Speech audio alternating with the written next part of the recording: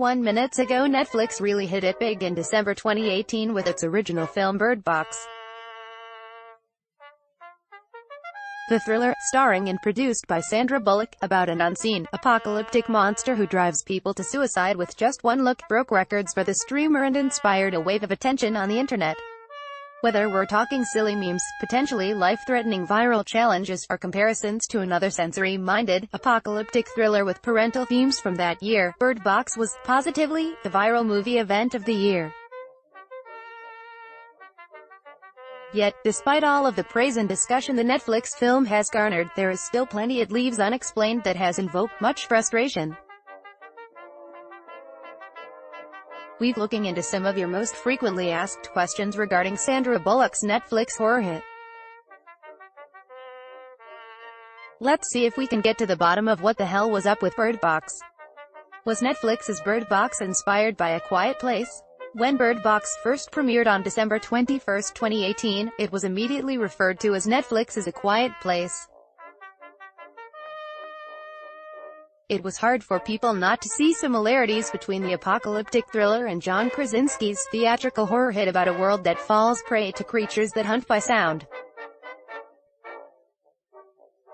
The biggest argument for this comparison was each respective film's gimmick. In A Quiet Place, you make a sound and you die. In Bird Box, you remove your blindfold and you die. Seems fair to call out Netflix for wanting to cash in on the commercial and critical success of A Quiet Place by developing its own survival by sensory deprivation thriller, right? If you have really bought into that assumption, now might be a good time to take off your blindfold. It may not be so simple. Bird Box is actually an adaptation of a novel by Josh Malerman, which was published in 2014. The film rights to the book were originally optioned by Universal Studios in 2013, a year before the book's release and 2 years before John Krasinski was sent the first draft of the script for A Quiet Place.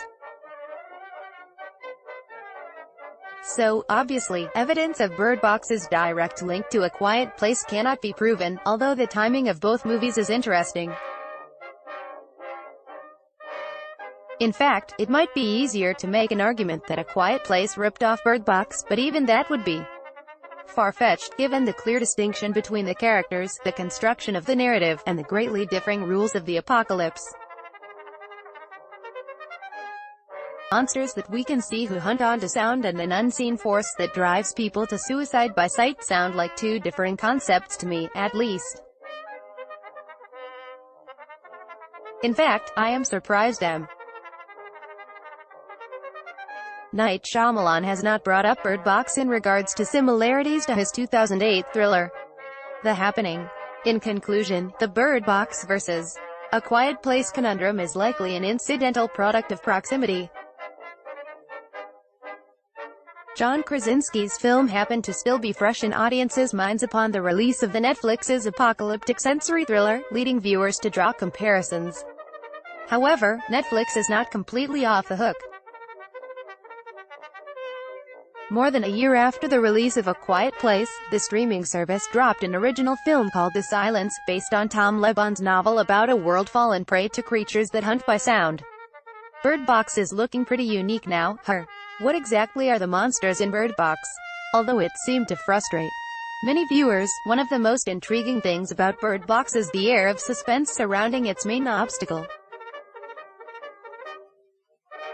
We never see what this apocalyptic force driving people to take their own lives really is.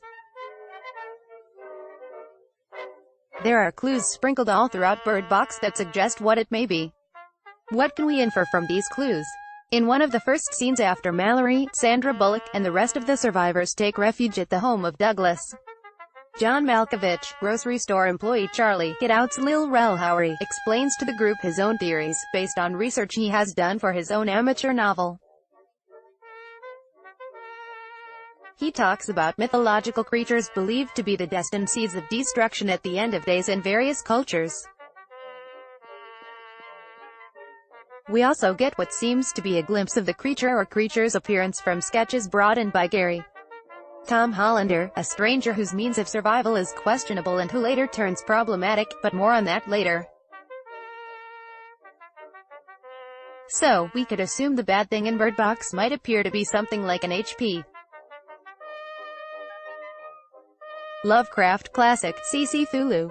However, that clue seems to contradict another theory that is strongly alluded to throughout Bird Box. There are many key scenes in that film that suggest that monsters are the manifestation of your own worst fear, taking on a different appearance to each person, which drives them to suicide. We know for sure there is a creatures, as is proven in the blind drive to the grocery store, during which the physical presence of a monster set off a car's surrounding sensory system. So, we could assume that the monsters are a physical manifestation of fear and that the phobia they took on during that blind drive to taunt survivors was, I don't know, a driving safety hazard? The thing is, there is another clue that contradicts this Bird Box theory as well. At the moment of Olympia's, Danielle MacDonald, death, she looks out into the unknown and says, "You're not so bad." If the Bird Box creatures are so traumatizing they drive humans to mercy killing, what could possibly be not so bad about them? This is getting confusing. Perhaps we should ask the author. Author Josh Malerman recounted his inspiration for Bird Box in an interview with Astral Road Media for the Midwest Literary Walk in 2015. He said, "When I was, like, 13 years old, there was a teacher who mentioned that a man would go mad, lose his mind, if you were to attempt to fathom infinity. I really started thinking about it and it became, like, a monstrous concept to me. So, at some point, I started to think of infinity or something the human mind can't assimilate as a monster, and what if that idea was actually like personified on your front porch, and if you open the door and encounter it, you can't assimilate it and you're going to go mad." So, despite all the clues of living nightmares and Lovecraftian beasts, according to the author, the threat in the world of Bird Box is infinity. Well, there you have it, folks. The true nature of the monster is never going to be made perfectly clear. However, I still believe this is key to the appeal of Bird Box. Besides, it's better than the monster reveal they almost went with. Why were some people unaffected by the monsters in Bird Box?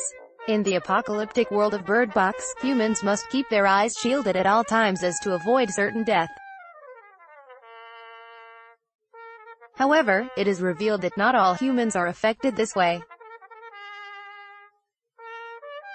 Probably the more dangerous obstacle that Mallory, Sandra Bullock, faces when traveling with girl Vivian Lyra Blair and boy Julian Edwards are the fellow humans who proudly keep their eyes uncovered. Like a cult of worshippers treating the unseen force as a deity, they beg other survivors to remove their blindfolds and bask in the beauty of the unseen. The question is, what is their fascination with the Bird Box monsters and how are they still alive? What makes them so special? The most popular theory, and the one most clearly suggested in Bird Box, is that the worshippers were people of poor mental health to begin with, cancelling out the madness-inducing effect the monsters more commonly have on people. Furthermore, their natural mental imbalance leads to them to perceive the creatures as a thing of beauty instead of a merchant of death. This seems to be the most likely explanation. However, some have proposed an idea that widens the depth of Bird Box, further than Josh Malerman may have even conceived. What if the events in Bird Box are the effects of the rapture, the biblical prophecy of the summoning of worthy humans to heaven? Those who saw the monster and died were worthy of God's grace, but those without blindfolds who remained alive are the left behind. This would explain the ruthlessness of the worshippers, since many appear to be criminals, and their insistence that others take off their blindfolds may be a sign that they are trying to get back on God's good side by sending more people to Him. However, what does that mean for the blind and innocent? Just because they can't see, they are not worthy of God's love? There may not be any purpose in trying to figure out the true nature of the Bird Box worshippers anyway. You might even go mad just trying. Why does Mallory, Sandra Bullock, finally give boy and girl names at the end of Bird Box? Bird Box brings Mallory's, Sandra Bullock, harrowing journey to bring girl, Vivian Lyra Blair, and boy, Julian Edwards, to safety to an end with a heartwarming conclusion. Rory finally arrives to a supposed sanctuary run by a blind man named Rick Pruitt Taylor Vance. Once there, Mallory runs into her former obstetrician, Drive Latham, Parminder Nagra, who asks the children their names. At first they answer with the names they were given, until Mallory renames the girl Olympia, after her mother, and the boy, who she finally reveals to be her biological son, Tom, after Mallory's lover, Trevante Rhodes. Why did it take Sandra Bullock's character so long to open up and show affection toward these children? What finally made her decide to give them proper names? When are given a glimpse at Mallory's pre-apocalyptic life, she is unhappily pregnant and clearly has trouble getting close to people, including her mother and sister, Jessica, Sarah Paulson. Her condition worsens following the apocalypse, as her fear of losing people overtakes her ability to show people affection. Tom even points this out to Mallory during an argument over her rough parenting philosophies. At the peak of Bird Box's climax, before Mallory reaches the sanctuary, she finds herself at her most helpless as she misplaced the children and she fears they may succumb to the monster's trickery and remove their blindfolds. It is when she finally gives in to her true affection for the children that finally allows her to find them and bring them to safety. The character arc of Sandra Bullock's Mallory is actually one of the most touching aspects of Bird Box and reveals its fascinating allegorical themes of motherhood. It took Mallory's acceptance of her parental responsibilities and getting in touch with her own feelings that finally allowed her to persevere, find peace with her children as a family. How does my Bird Box explanation look to you? Do you have any theories of your own? Let's hear them. Blended from around the web. Let's block ads.